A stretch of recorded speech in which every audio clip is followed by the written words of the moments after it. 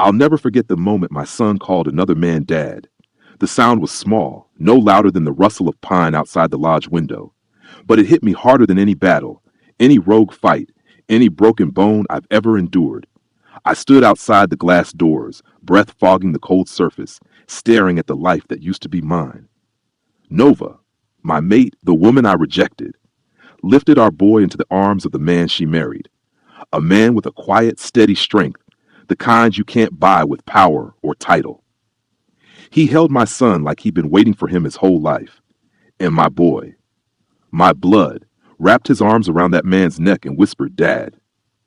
If you've ever been lied to by someone you loved, if you've ever been the one who broke your own blessing, you already know how this feels. Like the universe deciding to collect a debt you ignored for too long. Before I sink into regret, before I open every wound I've been hiding, do one thing for me. Hit like, subscribe, and drop a comment telling me where in the world you're watching from. I need to know someone out there is listening. I need to know someone understands the cost of pride. Because I haven't told anyone this story.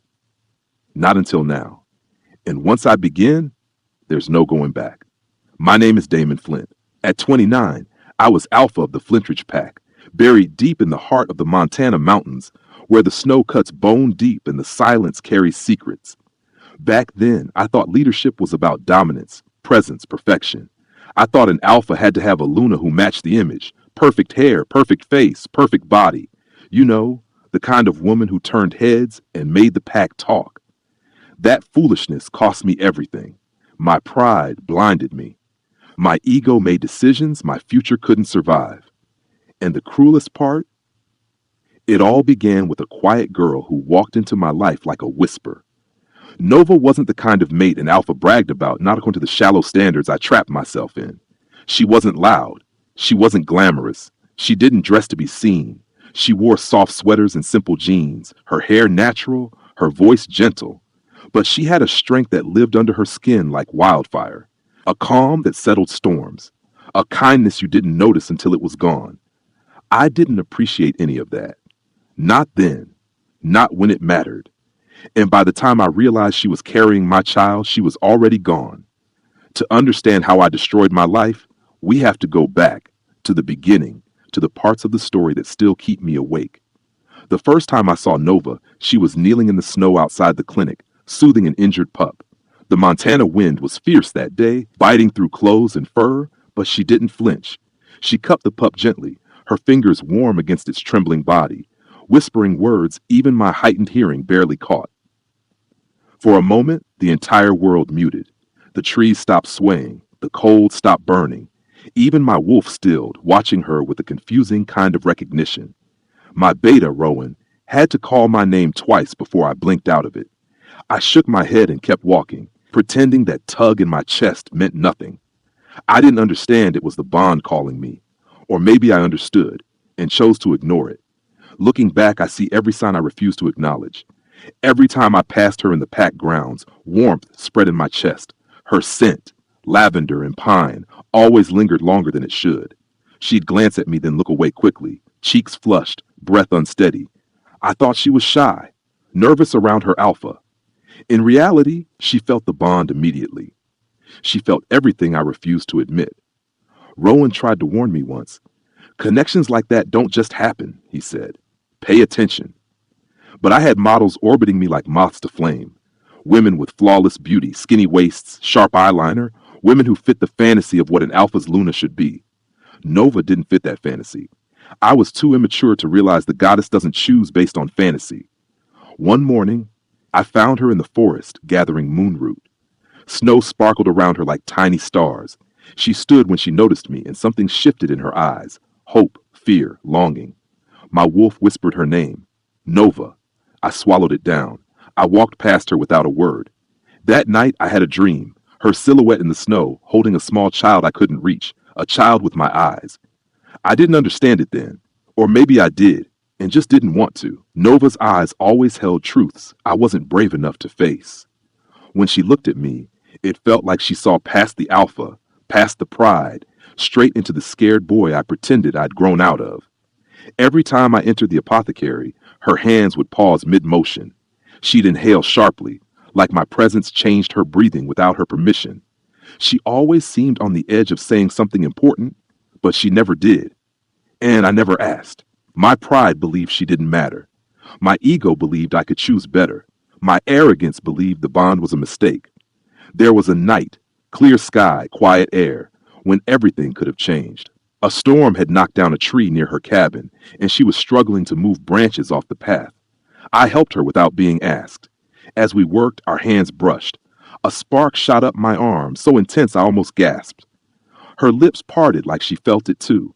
The bond surged between us, undeniable, unbreakable. But instead of accepting it, I took a step back. I said, "You should be more careful." That was it. That was all I offered her. She looked at me with this expression I still see when I close my eyes, hurt wrapped in understanding, like she already knew how the story would end. The next day, I rejected her. I did it cruelly, publicly, thoughtlessly, in front of wolves who already whispered about how she wasn't Luna material. I said she wasn't what I wanted, that I didn't feel the bond, that the goddess made a mistake. Nova didn't cry. She just nodded slowly, like she'd expected it all along. She walked away with her hands shaking, her breath tight, her heart breaking because of me. I felt a searing pain in my chest as she left, the bond ripping, but I swallowed it. I told myself I was free.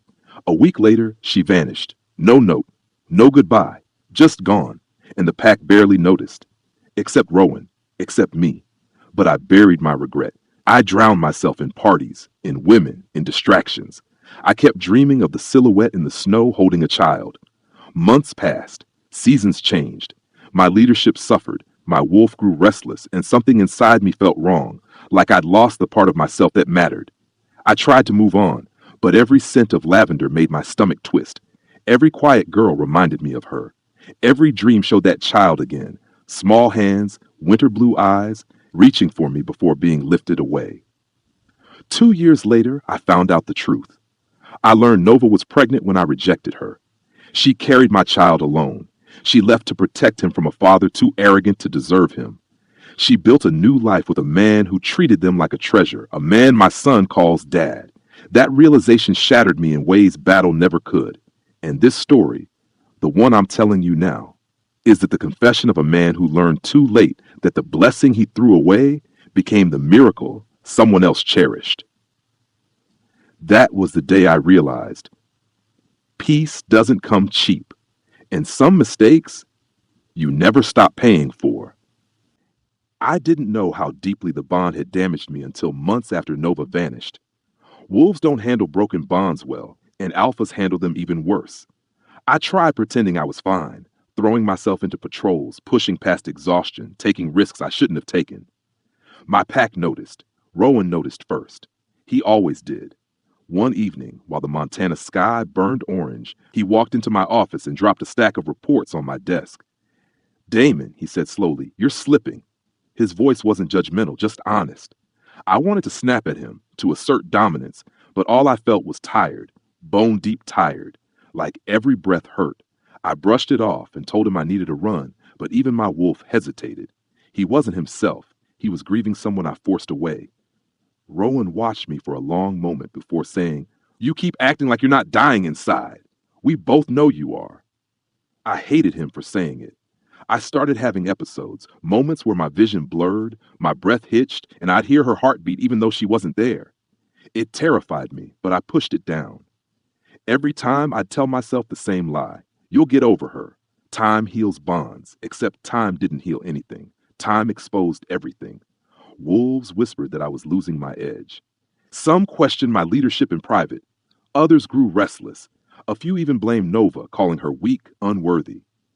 Those comments made something violent rise in me, something protective I didn't understand then. I shut them down with a single glare, and the room always fell silent. But behind closed doors, doubt spread like wildfire. I wasn't the alpha I used to be. I was distracted, haunted, broken in ways I refused to admit. One night, I walked into my empty cabin, dropped into a chair, and stared at the wall until my vision went hazy. I felt a weight on my chest like someone pressing down hard. I didn't know what anxiety was back then. Wolves don't call it that. We call it the tightening, the space between breath and panic. My wolf paced inside me, restless, confused, whimpering softly. She's gone, I whispered into the darkness, voice trembling. I pushed her away. The silence answered like a punishment. I closed my eyes and saw her face again, those warm brown eyes shining with hurt the day I rejected her. My throat tightened until I couldn't breathe. I leaned forward, elbows on my knees, gripping my hair. If you've ever made a decision you can't take back, I murmured to myself, you know this feeling. Things only got worse when I started dreaming of the child again. The small silhouette, the tiny hand reaching for me. But in each dream, someone else always lifted the child away. A figure I couldn't see at first, but as weeks passed, the figure became clearer. Broader shoulders, a confident stance, a stranger who somehow felt familiar. It didn't make sense then, but my wolf understood before I did. She's not alone, he whispered in my mind, voice trembling with pain. She's safe with someone else. The day I woke up from a dream gasping, hand clutching my chest as if stabbed, I realized something life-changing. I wasn't just mourning the mate I lost. I was mourning a family I didn't know I had, and that was only the beginning of the collapse. The breaking point came when a scout returned from town with news I wasn't ready to hear. Rowan brought him to my cabin. One look at Rowan's face told me everything was about to change. Damon, he said softly, you need to hear this.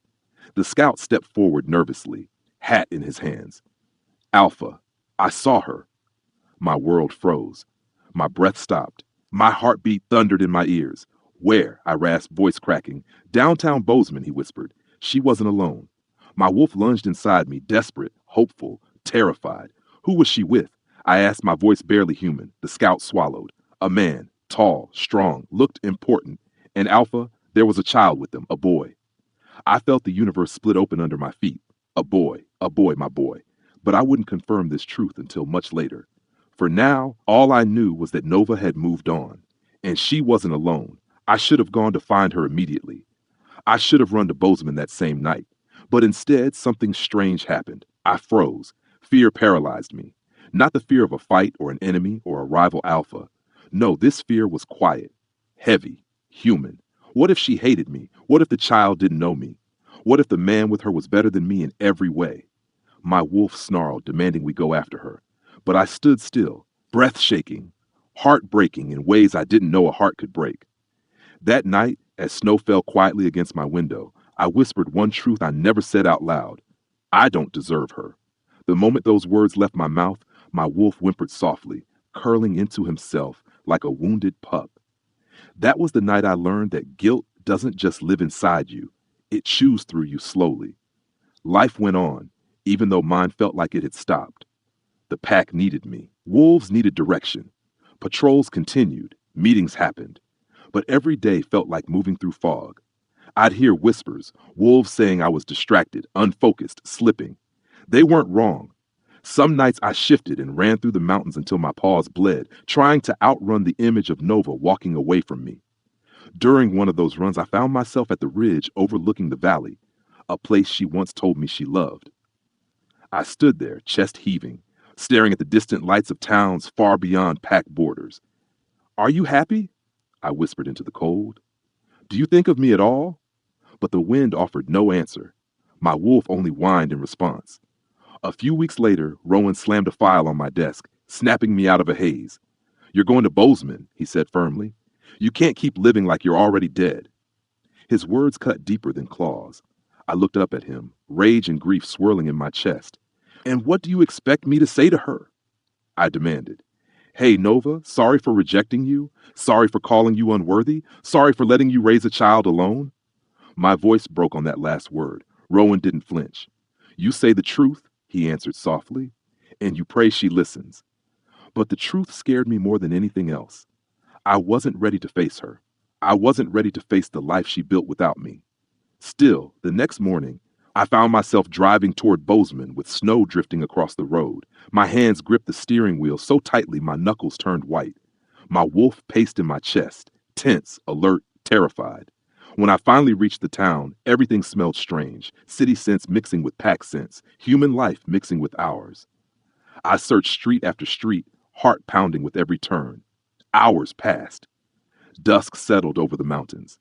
And then I saw her, standing outside a bakery, laughing softly as snowflakes landed in her hair. She looked different, Older, stronger, glowing in a way she never did back home. The sight punched the breath out of me. Then a small boy ran to her, arms outstretched. My world tilted, my vision blurred, my heart cracked wide open. He looked like me. My jaw clenched as a tall man stepped out, lifting the boy effortlessly. The man kissed Nova's temple gently. My wolf growled. My heart shattered. And that was the moment I realized I didn't just lose a mate. I lost a family. I didn't approach her that night. I couldn't. I drove back to the mountains in silence, gripping the steering wheel like it was the only thing keeping me from falling apart. My wolf was furious, rage and grief twisting inside him like storm winds. You did this, he whispered bitterly. This is the price. I didn't argue. I couldn't. Back in my cabin, I sat on the floor with my back against the bed, staring at the ceiling as tears slid silently down my face. I hadn't cried since I was a child, but that night I broke completely. If you've ever had a moment where you regret every decision you ever made, you understand exactly what that night felt like. The next day, Rowan found me still sitting on the floor, eyes hollow. He crouched down, studying me with quiet sympathy. You saw her, he said. It wasn't a question. I nodded. And, he pressed gently. I swallowed hard. She's happy, I whispered. She has a family. The word tasted like ash. Rowan sighed, rubbing a hand over his face. Damon, you can't give up yet. I shook my head, voice cracking. She doesn't need me. The irony hit me like a punch. She needed me then. When she was alone, when she was pregnant, when she had nothing. That's when she needed me. My next breath trembled, and I wasn't there.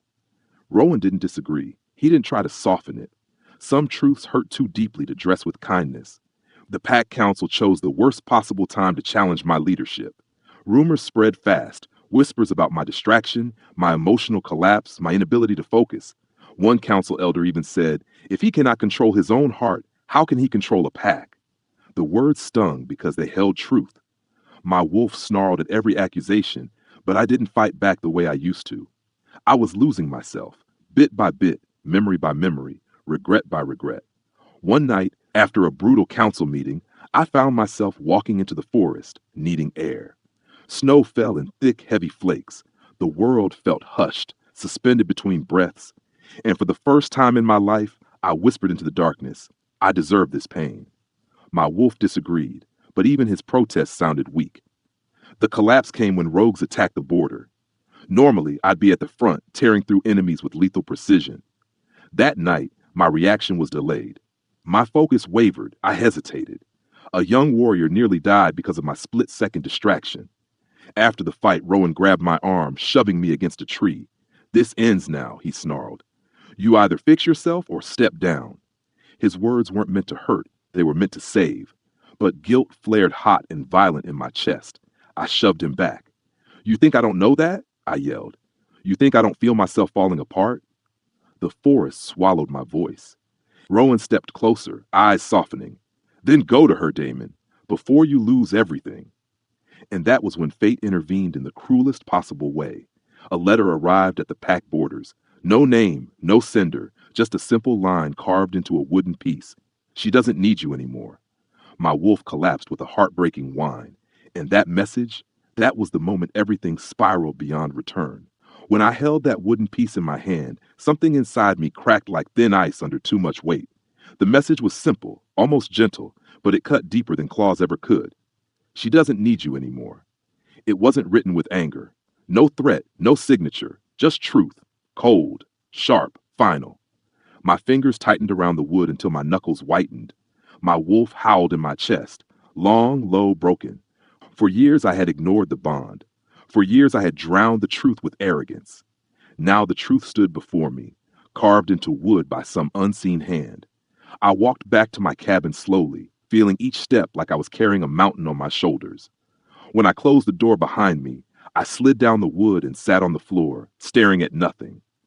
If you've ever realized too late that life moved on without you, maybe you understand this moment. I didn't sleep that night. The mountains outside were quiet, wrapped in snow and moonlight, as if the world itself paused. I sat there, holding that wooden piece in my palm, replaying every memory of Nova that I had buried. The way she smiled shyly, the soft hum she made when she worked with herbs, the way her eyes brightened when she helped others. and the way they dimmed the day I rejected her.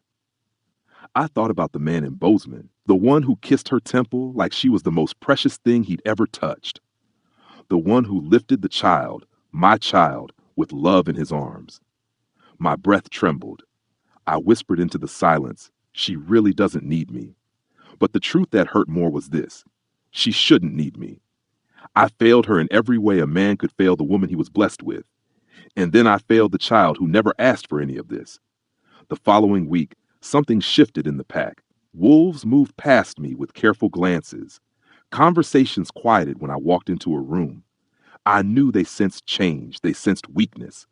Alphas aren't allowed to be broken. They aren't allowed to feel too much. A few warriors muttered about challenging me for leadership. One night, during a strategy meeting, an elder rose and said, "An alpha who lives in the past cannot protect the future." The words were meant to provoke me. I didn't rise to it.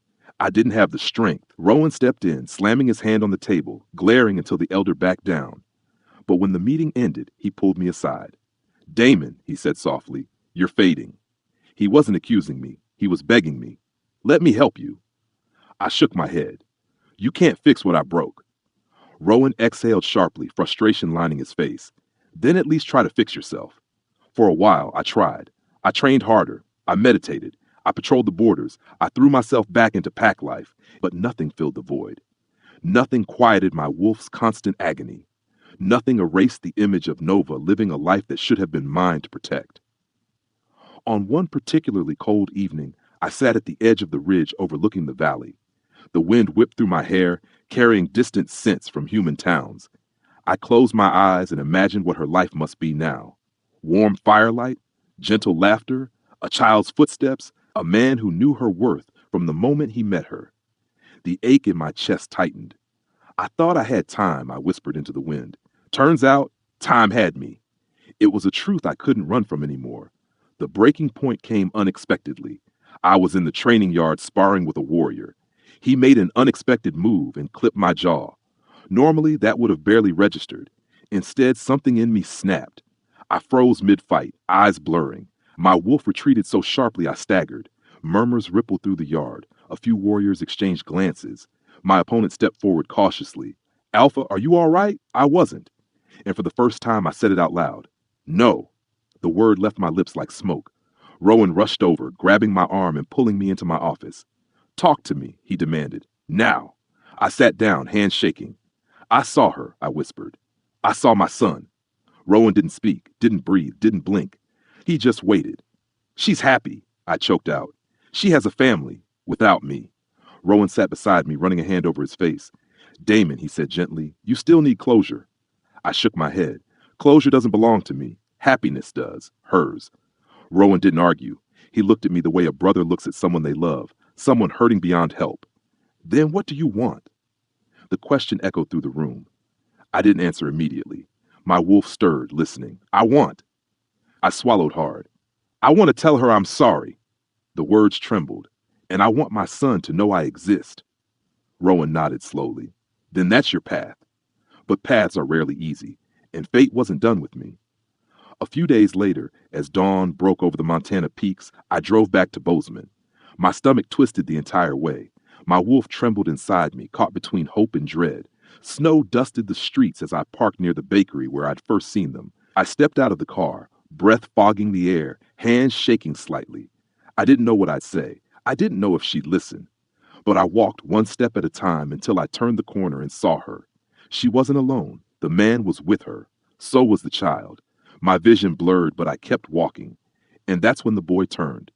My eyes met mine for the first time. My heart slammed against my ribs so hard I staggered. Time froze. He blinked slowly, studying me with innocent curiosity. Nova followed his gaze and saw me. The moment she recognized me, her body stiffened. The warmth on her face drained. She grabbed the boy gently, pulling him close. The man beside her tensed, stepping protectively between us. I raised my hands slowly, palms open. "Nova," I whispered. Her name cracked in my throat. She didn't move, didn't speak. Her eyes were full of something sharp, fear, anger, pain, all of them at once. I swallowed hard. "I'm not here to hurt anyone," I said softly. I needed to see you." The man stepped forward. His voice was calm, deep. That's close enough.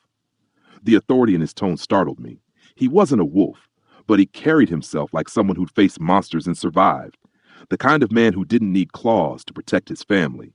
Nova's gaze flicked from me to him. Something unspoken passed between them. A bond. A trust. A unity that stabbed through my chest like a blade. Damon, she said quietly. My heart twisted hearing my name on her tongue again. Why are you here? Her voice wasn't angry. It wasn't soft either. It was steady, strong, firm. Everything she wasn't when I knew her. Everything I broke forced her to become. I took a shaky breath. Because I owe you the truth. She stared at me for a long moment before nodding slowly. 5 minutes, she said. No more. She handed the child to her husband, yes, husband, and stepped aside to speak with me. Those 5 minutes would haunt me forever. She stood a few feet away, arms wrapped around herself. I could feel her heart racing, but she held her ground. Say it, she whispered. I inhaled deeply. I'm sorry. The words trembled out of me. For rejecting you, for humiliating you, for not seeing your value, for not being there when you needed me, for everything. Her breath hitched, tears gathered in her eyes, but she blinked them back. Damon, she said softly, you weren't ready for me. The simplicity of her words cut deeper than accusations ever could.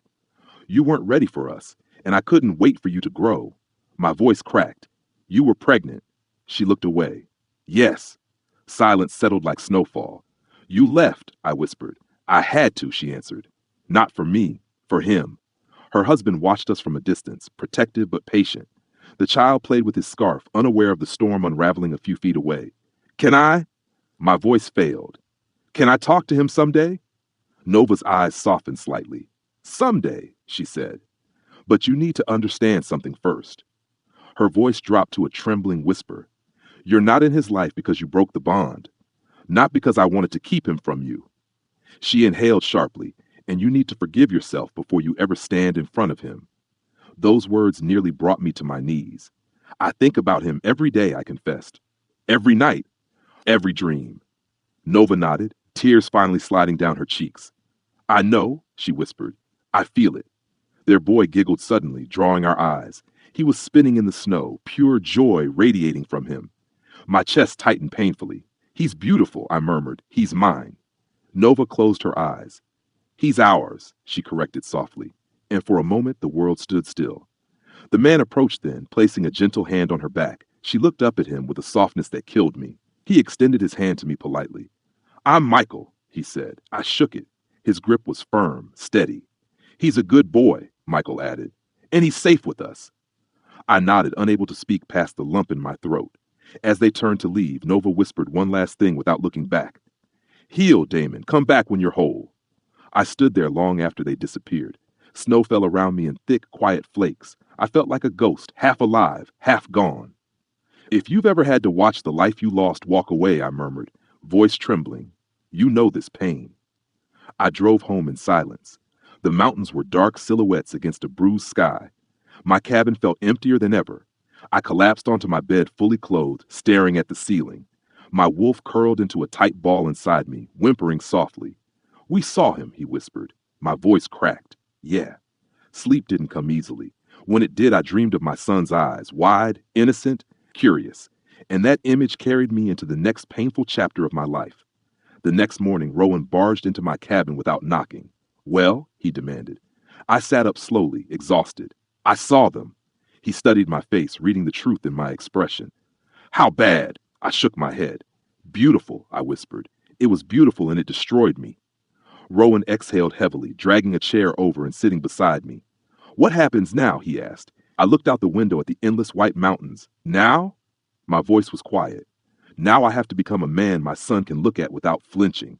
Rowan nodded solemnly. Then let's start. But healing is not a straight line. It is jagged, slow, painful, and fate wasn't done testing me. In the weeks that followed, I changed, slowly, painfully. I trained harder, not to distract myself, but to rebuild myself. I meditated with the elders. I shifted more often, letting my wolf run until the frost on his fur melted with heat. I tried to sleep without the nightmares. I tried to breathe without breaking. For the first time in my life, I faced my flaws instead of hiding behind my title. Yet the pack was still restless. Doubts lingered. And one night I overheard a warrior whisper, Maybe he should step down. My wolf snarled. My heart cracked, but I didn't react, because deep down, I understood. I wasn't fully myself yet. The storm hit on a night when the wind howled against the mountain walls like a living creature. A rogue pack attacked, determined, aggressive, merciless. I led the defense with Rowan at my side. For the first time in months, my focus sharpened. My instincts returned. My wolf howled with purpose. But in the thick of battle, as claws slashed and snow turned red, a rogue lunged at a young wolf behind me. Without thinking, I threw myself in the way. Pain tore through my shoulder, hot and sharp. I killed the rogue instantly, but the damage was deep. I stumbled, blood soaking my fur. Rowan dragged me out of the battlefield, shouting for healers. As they worked on me, one muttered, "He fights like he's trying to die." The words pierced me because they weren't wrong. I woke hours later to Rowan sitting beside my bed, eyes full of worry and frustration. "You're going to get yourself killed," he snapped. I stared at the ceiling. Maybe that's what I deserve. Rowan slammed his fist on the table. "No. What you deserve is a second chance to be the father you weren't allowed to be."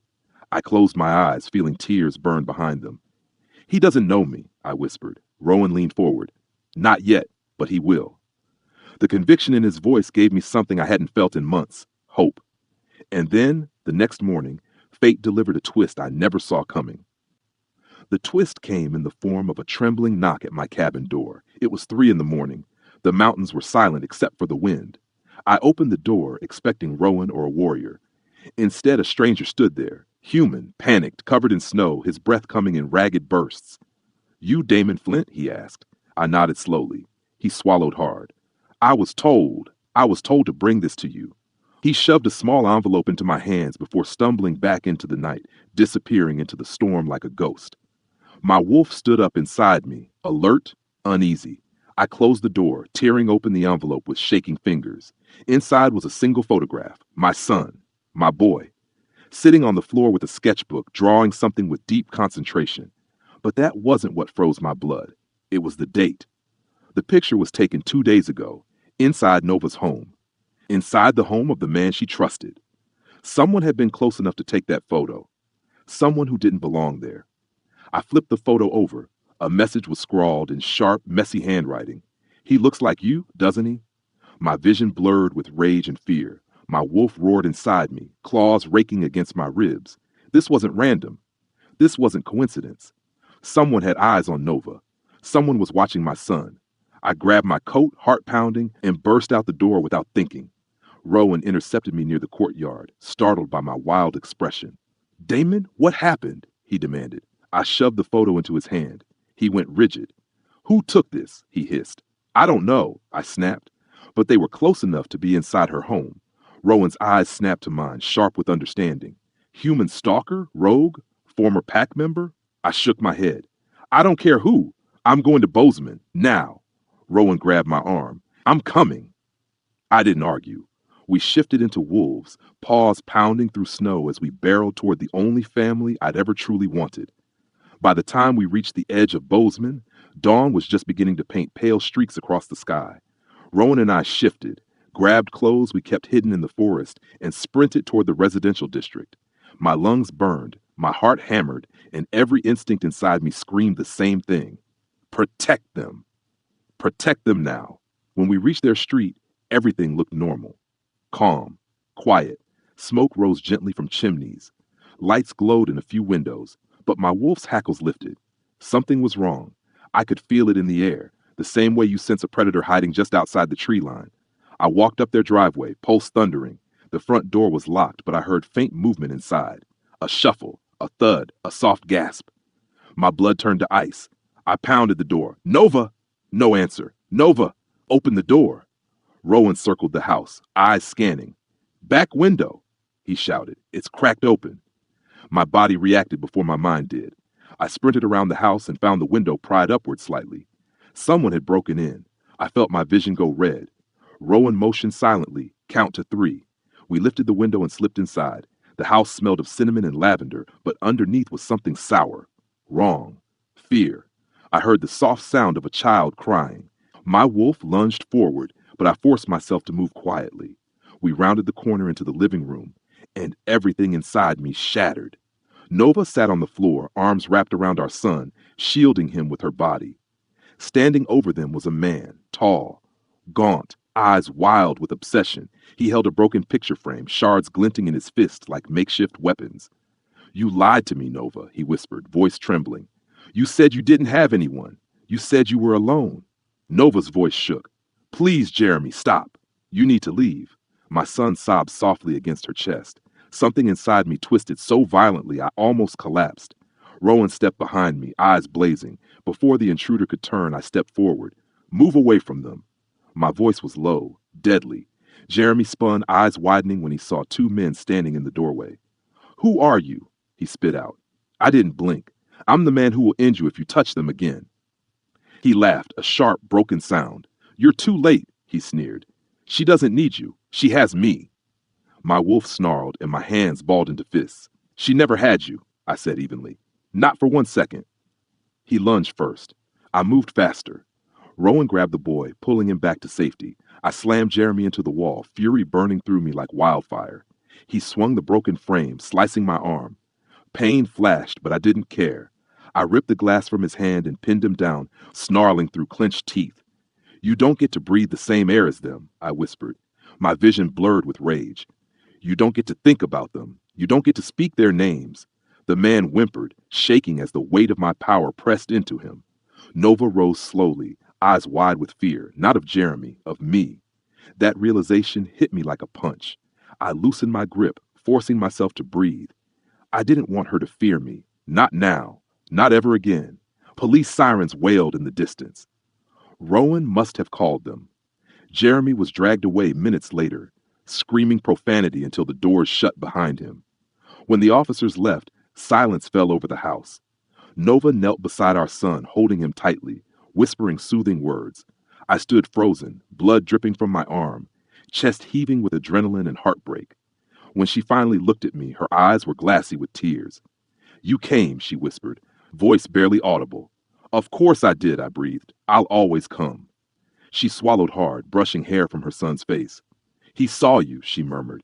"He watched you protect us." My son looked up at me then, really looked. His small brown eyes studied my face with a quiet curiosity. He wasn't afraid. That alone nearly brought me to my knees. "Are you okay?" I whispered to him. He nodded slowly. "Mommy said you were brave." The words cut and healed me at the same time. "I tried," I said softly. "I'll always try for you." Nova's breath hitched. For a moment, everything felt suspended, raw, fragile, powerful. The man she married, Michael, burst through the door then, breathless and terrified. "Are you safe? Are you hurt?" He choked out as he gathered them in his arms. I stepped back, feeling like an intruder, even though every part of me screamed mine. Nova looked up at him with relief and love, and for a second, I wanted to disappear into the snow. Michael noticed me then. He hesitated, not with anger, but with understanding. "Thank you," he said quietly. "It was one of the hardest moments of my life." I nodded, unable to speak. Rowan tapped my shoulder gently. "Time to go." He was right. This wasn't my home. Not anymore. As we stepped outside, my son ran toward me unexpectedly. He stopped a few feet away, clutching a small wooden toy. "Wait," he called out. My heart stopped. He walked up and placed the toy in my hand. "You dropped this," he said softly. "I hadn't. It was his. He was giving it to me." My throat tightened. "Thank you," I whispered. He smiled, small, shy, innocent. It was the same smile Nova used to have. When I turned to leave, Nova stood in the doorway. Her eyes were soft with something I couldn't name. "Damon," she called gently. I looked back. "You saved us." My breath trembled. "I will always save you," I whispered. She nodded slowly. "Come back tomorrow. Let's talk properly." My chest tightened. "Are you sure?" She glanced at our son, then back at me. "It's time." Those two words were heavier than mountains. They were hope. They were forgiveness. They were a door cracking open after years of being sealed shut. I barely slept that night. My wolf paced restlessly, torn between fear and hope. Dawn came slowly, brushing orange over the peaks.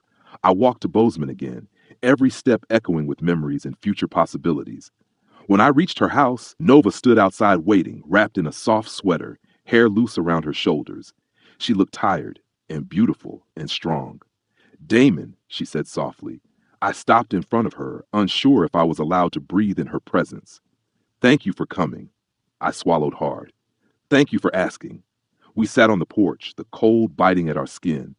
I need you to understand something, she began. I don't hate you. My chest cracked open, but I don't love you the way I used to.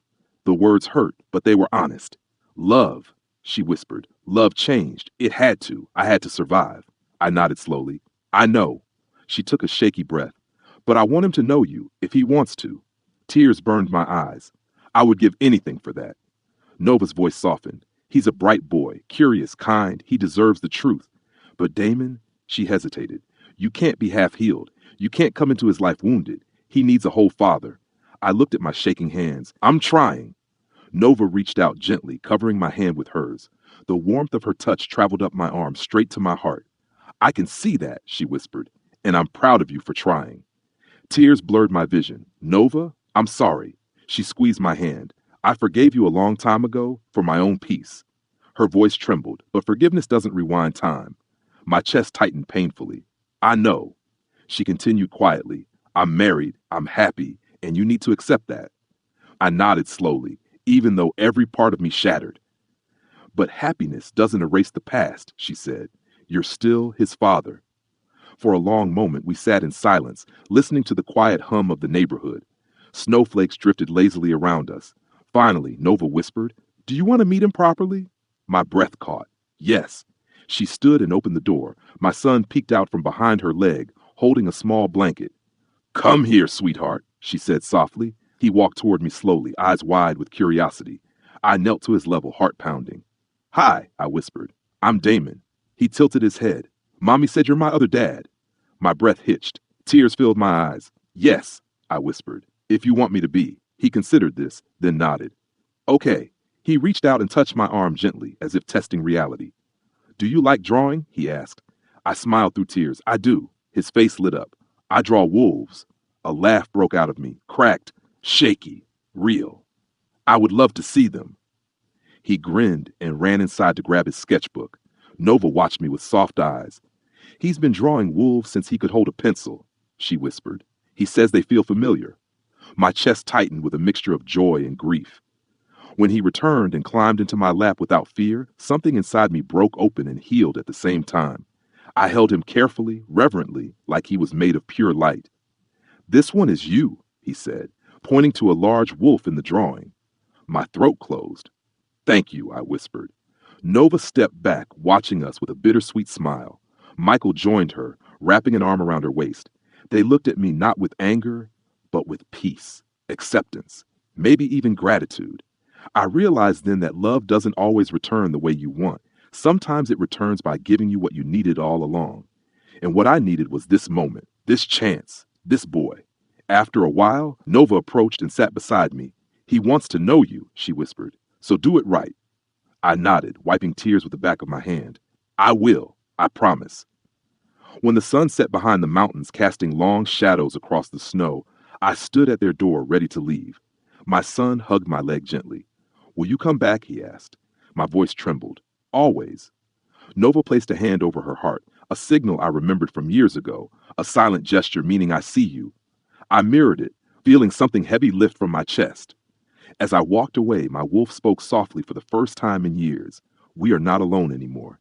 At the edge of their driveway, I turned back one last time. Nova stood there, arms folded, eyes warm. She nodded.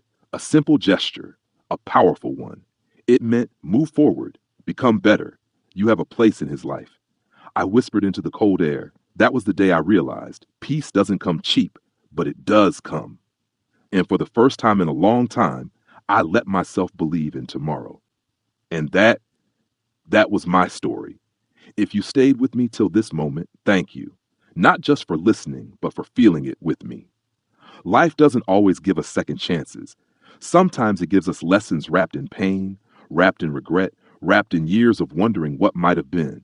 But if my story teaches you anything, let it be this. Don't wait until it's too late to love the people who were sent to you. I thought I had time. Turns out, time had me. If this story touched something in your heart, drop a comment and tell me where in the world you're watching from. Your words matter more than you know.